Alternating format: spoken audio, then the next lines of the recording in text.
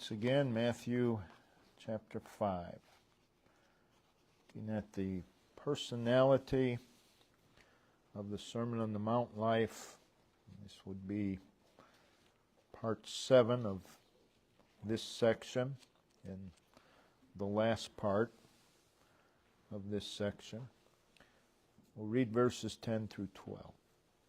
Matthew 5, verses 10 through 12. Blessed are they which are persecuted for righteousness' sake, for theirs is the kingdom of heaven. Blessed are ye when men shall revile you and persecute you, and shall say all manner of evil against you falsely, for my sake. Rejoice, be exceeding glad, for great is your reward in heaven. For so persecuted they the prophets which were before you. So it is, blessed are they which are persecuted for righteousness' sake. This persecution that is being described has very important qualifiers. We read in verse 10, for righteousness' sake. We read in verse 11, for my sake.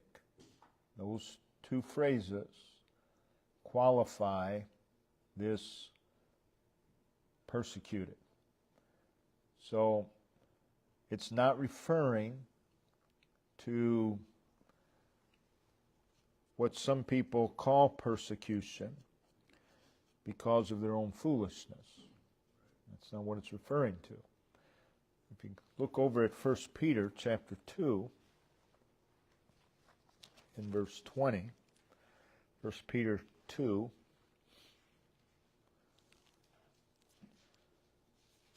verse 20, for what glory is it, if when ye be buffeted for your faults, ye shall take it patiently? But when ye do well and suffer for it, or when you do what's right and suffer for it and take it patiently, this is acceptable unto God.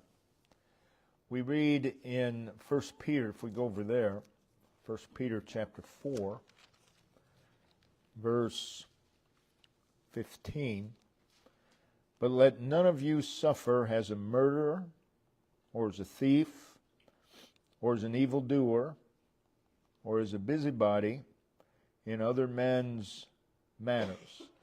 And then if in verse 16 you see the qualifier for this. Yet if any man suffer as a Christian, let him not be ashamed, but let him glorify God on this behalf. So in the Sermon on the Mount, verses 10, verse 11, two qualifiers concerning persecution, which tells us what is meant by this persecution.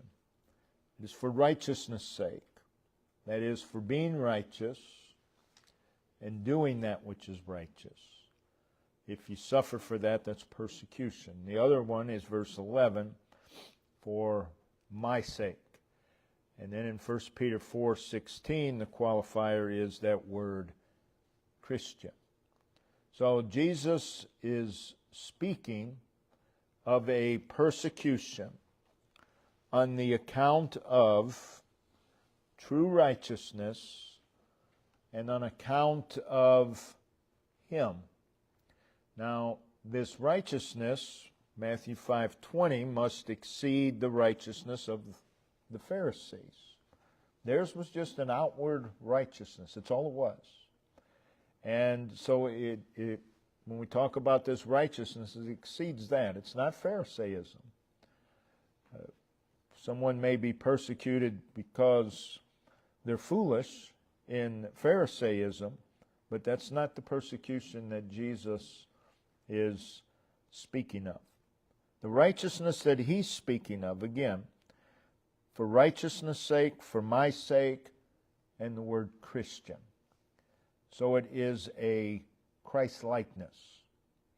Blessed are they which suffer for righteousness' sake. Blessed are they which suffer because they are Christ-like.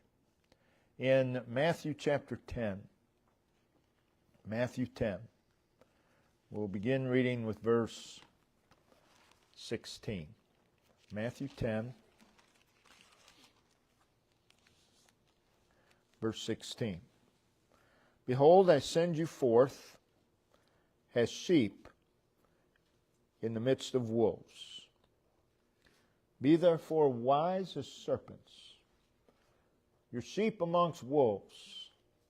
Be wise. That is, you don't just run your mouth and call it witnessing. You have to do it appropriately. Be as harmless as doves. So wise as serpents, harmless as doves. Beware of men, for they will deliver you up to the councils, and they will scourge you in their synagogues.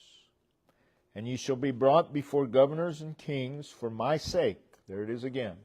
For my sake. For a testimony against them and the Gentiles. But when they deliver you up, take no thought how or what ye shall speak. Now, I've heard preachers use this and say they don't study because you're not to give any thought to it. It's obvious you don't study because you wouldn't have used that verse for something like that.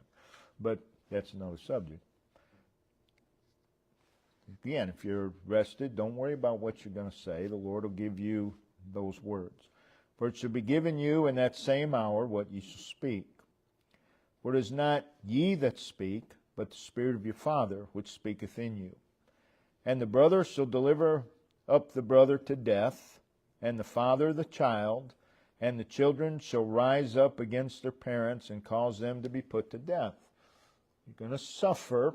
If you're Christ-like, you're going to have family members, in most cases, that are going to turn against you. That's just the way it is. And ye shall be hated of all men, here it is again, for my name's sake. But he that endureth to the end shall be saved. But when they persecute you in this city, flee you into another. For verily I say unto you, ye shall not have gone over the cities of Israel till the Son of Man be come. Disciple is not above his master, nor the servant above his Lord. It is enough for the disciple that he be as his master. There it is again, Christ-likeness. And the servant has his Lord. If they have called the master of the house Beelzebub, how much more shall they call them of his household? So again, it is persecuted, not for doing wrong, not for being foolish, not for bringing your own trouble upon yourself, but again, persecuted for righteousness' sake, persecuted for Christ's sake. In John chapter 15,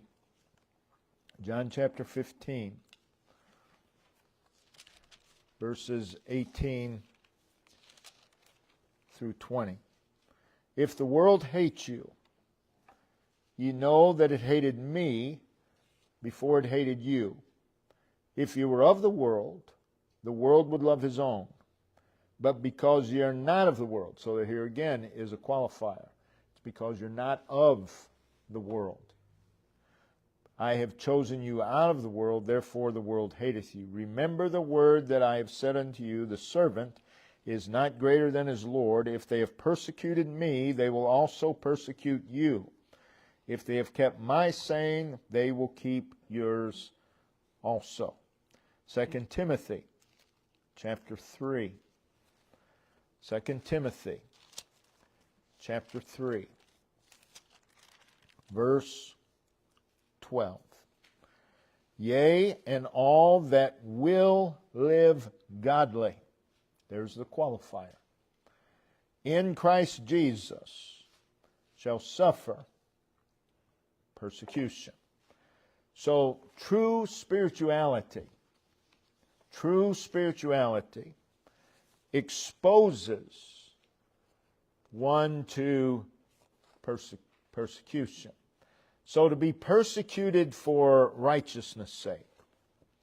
To be persecuted is to be harassed, to be abused, to be injured, grieved, afflicted, caused trouble or distress. And again, it's the result of living right. It's the result of being what we ought to be and doing what we ought to do. Now, this persecution has a variety of forms. Comes in there's a variety of features. It can be in the form of verbal abuse. Notice in Jeremiah chapter 18. Jeremiah chapter 18. And verse 18. Then said they, Come and let us devise devices against Jeremiah.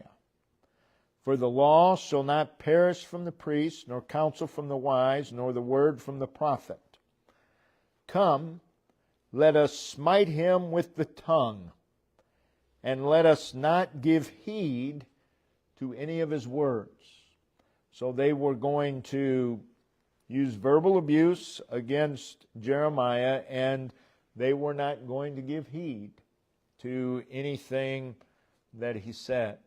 This can come in the form of slander. It can come in many different forms. Persecution can be in the form of reproach, which means to be blamed or disgraced.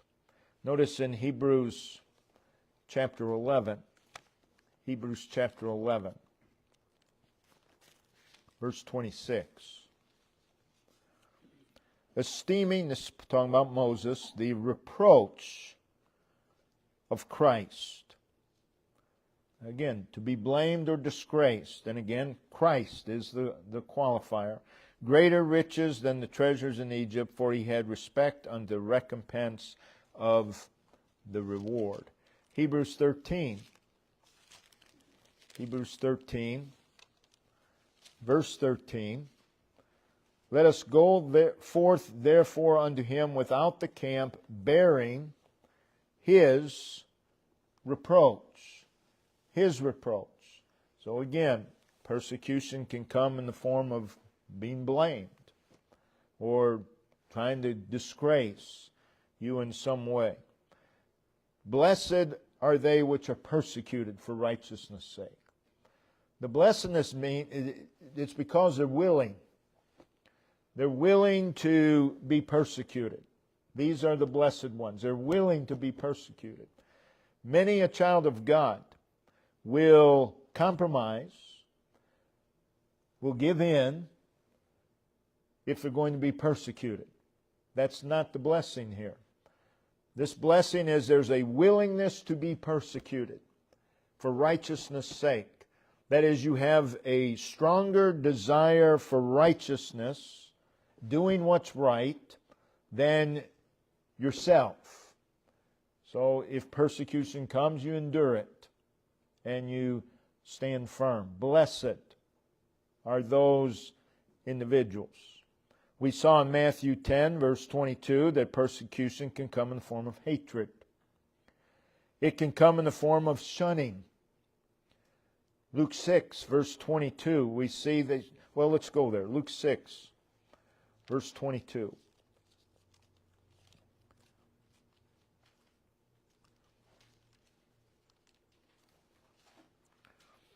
Blessed are ye when men shall hate you. That's one form of persecution. When they shall separate you from their company. That's another form. And shall reproach you. That's another. And cast out your name as evil. That's another. And here it is again. For the Son of Man's sake. So a persecution can come in the form of shunning. They separate from us. And I've said for a long time, if a child of God lives like they're supposed to live, you will not have to be the one to separate from them. They will separate from you. Now, God's gracious, God's merciful. Not everybody separates from us. We have those that are friendly to us that are ungodly. That's of God's grace. That's of God's mercy. But there's going to be family members who, well, guess what? You're not invited. I wouldn't be too concerned about it. It's more important to do what's right and to be what you ought to be, and you just stand firm. You don't bring persecution upon you by saying something you shouldn't say, and just you stand for what's right, and there will be people, maybe parents, maybe brothers and sisters, who will separate from you. And all you can do is pray for them. Persecution can come in the form of being used with despite. Notice in Matthew chapter 5, Matthew 5, verse 44. But I say unto you, love your enemies, bless them that curse you, that's another form, do good to them that hate you, pray for them, here's what we want to notice, which despitefully use you and persecute you. That's another form. They use us, and they do so with despite. Persecution, of course, can come in the form of physical abuse, such as imprisonments, loss of life, and many examples of that throughout the Scriptures. Notice in Acts chapter 8, Acts chapter 8, verse 1.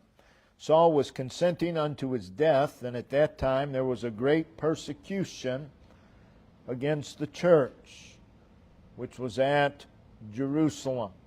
As a result of this persecution, they were scattered abroad throughout the regions of Judea and Samaria, except the apostles. The apostles remained in Jerusalem. Verse 3, and Saul made havoc or devastation of the church, entering into every house wherever they were meeting, and hailing or dragging men and women, committed them to prison. Now he was looking for a specific people. Notice in Acts chapter 9, and Saul, yet, verse 1, and yet breathing out threatenings and slaughter against the disciples of the Lord, went unto the high priest and desired of him letters to Damascus to the synagogues, that if he found any of this way, they could be identified. If the government or anybody else, doesn't matter, are looking to persecute Christians, you ought to be easily identifiable. And you should not try to hide that identity. Any of this way, there was a particular manner in which they lived. And if Saul would come into a town, I'm sure he would say, do you know anybody that does this? And had a list. Oh yeah, the guy down the road there, that's the way he lives. They could just ask around. The sad truth is today, if they were to ask around, people say, oh, I don't know anybody like that. Don't know anybody like that. And that's sad. In Acts 26, verses 10 and verse 11.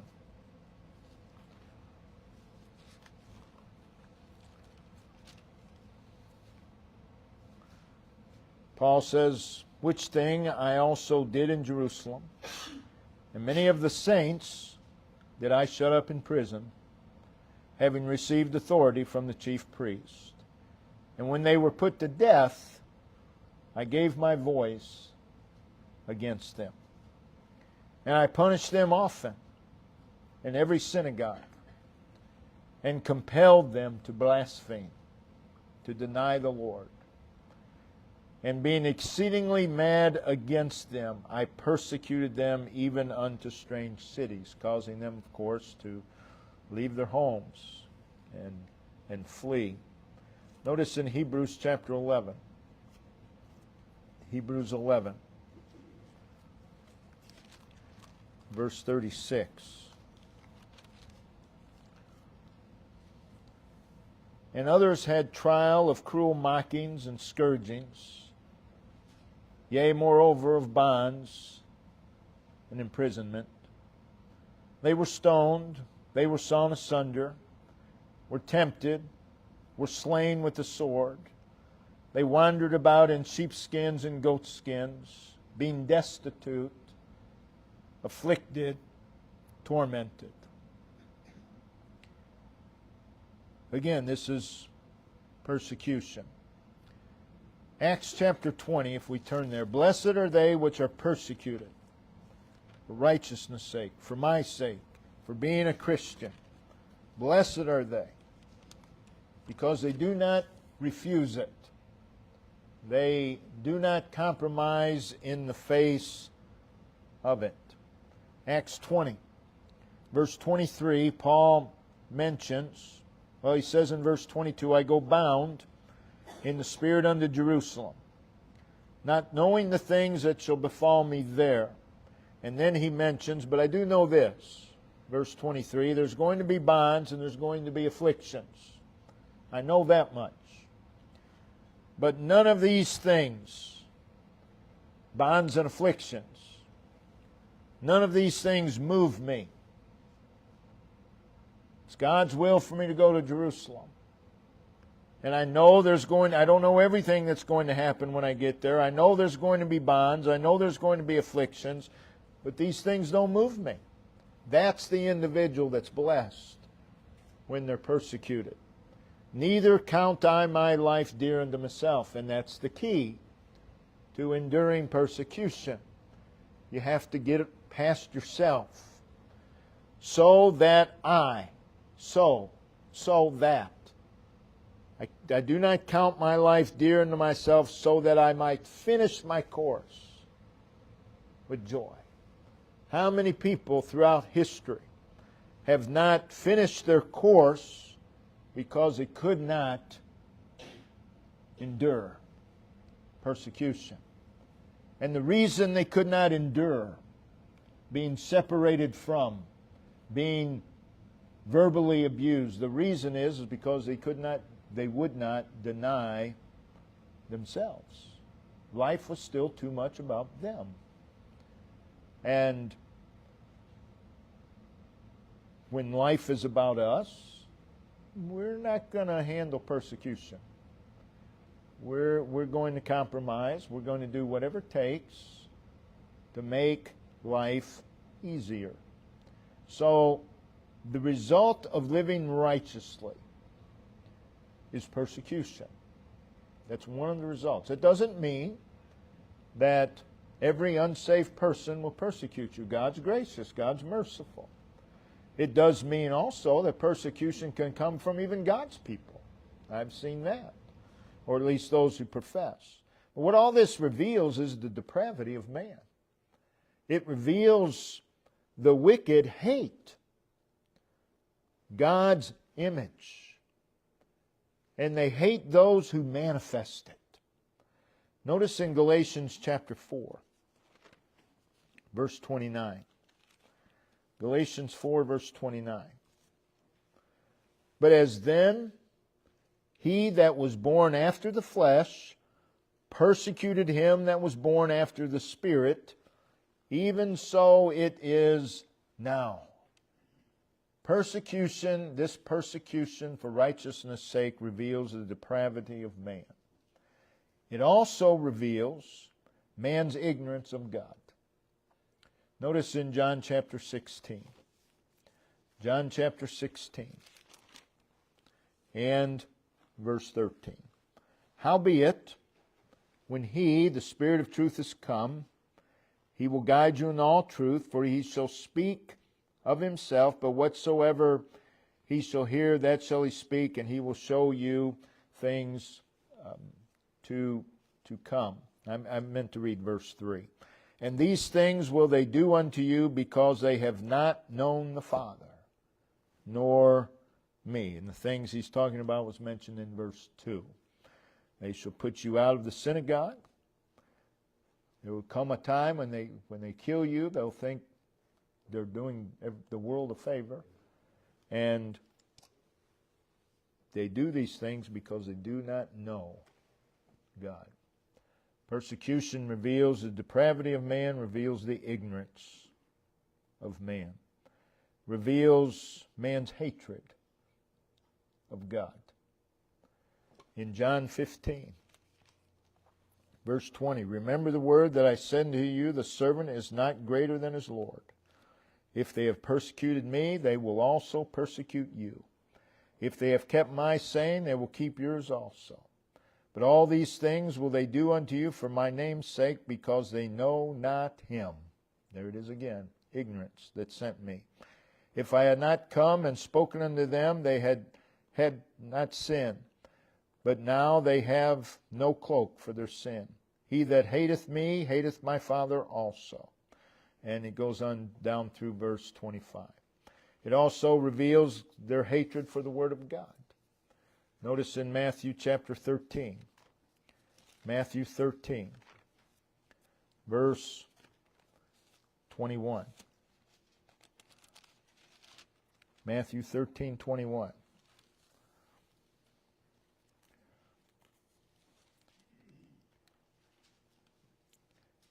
Yet hath he not root in himself, but dureth for a while.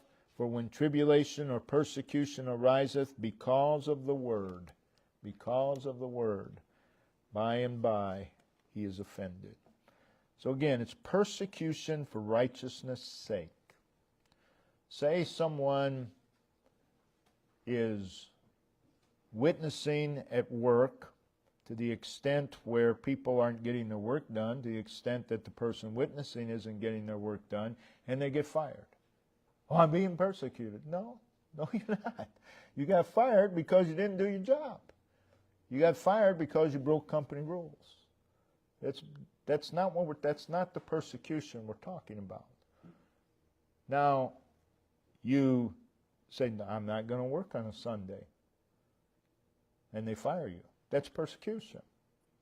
But if you have a testimony, I mean, if you lie and cheat and steal and then say, well, I got to go to church on Sunday, that's not being persecuted for righteousness' sake, because your life doesn't back it up. So it's very important. Blessed are they which are persecuted for righteousness' sake. Now God, from God's perspective, He uses persecution for the separating the true and the hypocritical believer. He's done that throughout world history. And He uses persecution to try and strengthen the faith of His people. And He gives us by persecution, He gives us more opportunity to manifest our faith. So those who are persecuted for righteousness' sake, blessed are they. They're not to be downcast. They're not to be depressed about it, but they're to be cheerful for the privilege of suffering for the Lord. And we see that there in Matthew 5 in verse 12. We see it again in James 1 verse 2. The Word of God teaches us how we are to deal with persecution. We are to, and these are the people that are blessed, we are to manifest a spirit becoming of a follower of Christ. Notice in 1 Peter 4, we've already read one of these verses. 1 Peter 4, verse 1, for as much then as Christ hath suffered for us in the flesh, arm yourselves likewise with the same mind. Requires a mindset. For he that hath suffered in the flesh hath ceased from sin. Persecution gives you no license to sin. Verse 16, which we've already read, yet if any man suffer as a Christian, a follower of Christ, let him not be ashamed, but let him glorify God on this behalf. Let him give God the glory for such. So those who are persecuted for righteousness' sake, these that are blessed, have a spirit becoming a follower of Christ. They glorify God. They exhibit patience or endurance. Notice in James chapter 5, verse 10. Take my brethren, the prophets, who have spoken in the name of the Lord for an example of suffering, affliction, and of patience. And the patience there means endurance. Take them as an example. So we're to have endurance. We're to endure persecution.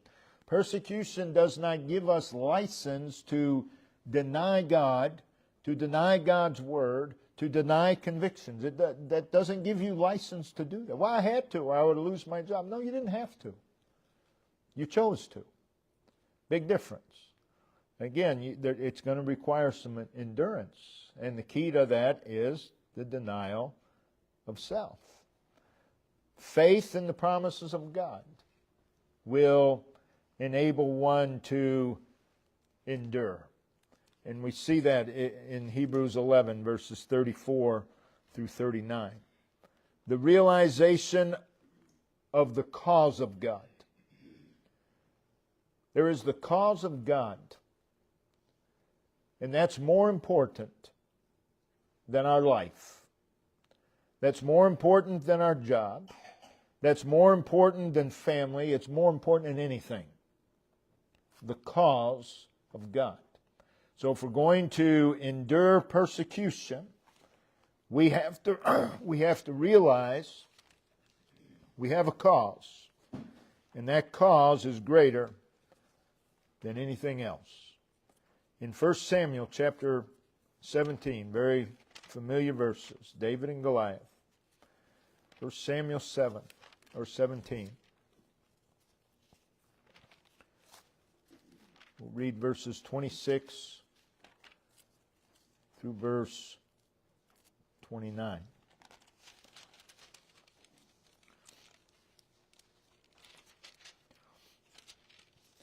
And David spake to the men that stood by him, saying, What shall be done to the man that killeth this Philistine, and taketh away the reproach from Israel? For who is this uncircumcised Philistine, that he should defy the armies of the living God? And the people answered to him after this manner, saying, So shall it be done to the man that killeth him. And Eliab his eldest brother heard when he spake unto the men, and Eliab's anger was kindled against David. And he said, Why camest thou down hither? And with whom hast thou left those few sheep in the wilderness? I know your pride and the naughtiness of thine heart, for thou art come down that thou mightst see the battle. And David said, What have I now done? Is there not a cause? David realized that the cause was greater than him keeping the sheep. There was something more important. And the cause of God is more important than family. The cause of God is more important than career. The cause of God. We have to realize the cause of God. That is simply doing what God would have us to do. Those who are persecuted for righteousness' sake are to manifest courage. In Daniel chapter 3.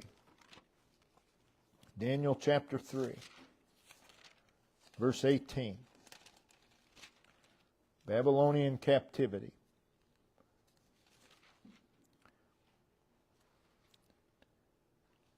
In verse 17, verse 16, Shadrach, Meshach, and Abednego, we are not careful to answer thee in this matter. That is, we don't have to stop. We don't have to pray about this. We know what's right. We know what's wrong. And we're going to do what's right. And we don't need time to think about it. and we don't need time to pray about it. If it be so, our God, whom we serve, is able to deliver us from the burning fiery furnace, and He will deliver us out of thine hand, O King, one way or the other. But if not, be it known unto thee, O King, we will not serve thy gods.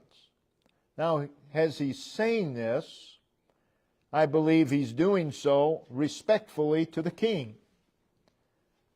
We will not. He's not cursing.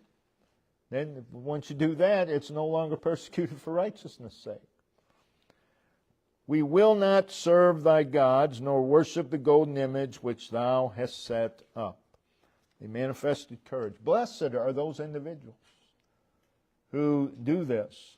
Those who are persecuted for righteous' sake are to pray for those who inflict persecution. Notice in Luke chapter 6. Luke chapter 6, verse 28. Bless them that curse you. Pray for them which despitefully use you. And then we're to return blessing to those who persecute. Romans chapter 12, verse 14. Bless them which persecute you, and bless and curse not. So while we're being persecuted, we have to do that right as well. In order for it to apply, blessed are they who are persecuted. Blessed are the persecuted for righteousness' sake. So we have a twofold, in closing, twofold blessing. Matthew 5, verse 10, for theirs is the kingdom of heaven. For theirs is the kingdom of heaven. Verse 12, for great is your reward in heaven. So I believe this is twofold. There's a blessing for now, and that's verse 10. For theirs is the kingdom of heaven, which you will notice is a repeat of verse 3, and refers to the fact that those who are persecuted because of righteousness, they possess and they enjoy the riches and privileges of Christ's reign now. So there's a promise for now. And then, of course, there's a promise for heaven, verse 12. They will be richly recompensed. They will be rewarded. Notice in Matthew 19, verses 29 and 30.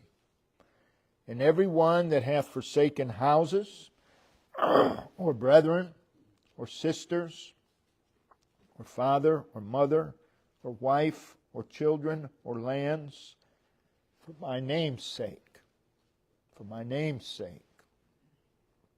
shall receive 100-fold, and shall inherit everlasting life.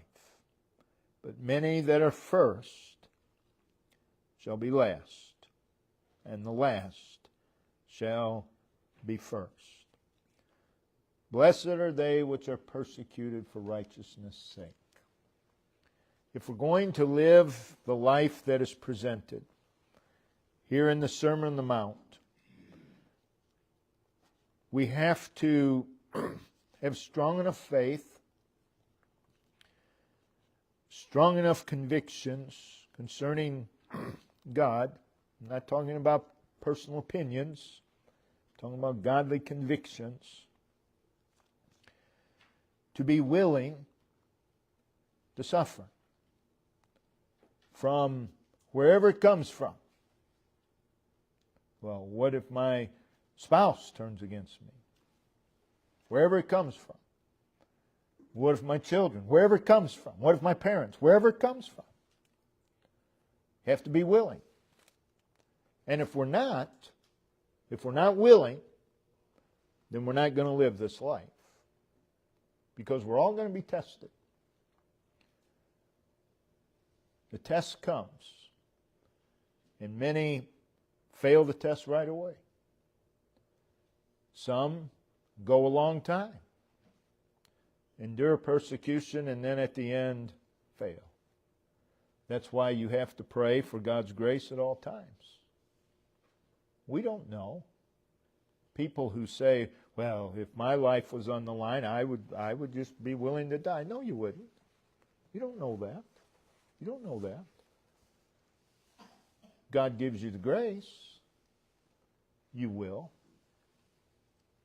With persecution, you have to be willing to suffer. Which again gets back to, there has to be a denial of self. Those who refuse to deny self will not be able to endure persecution.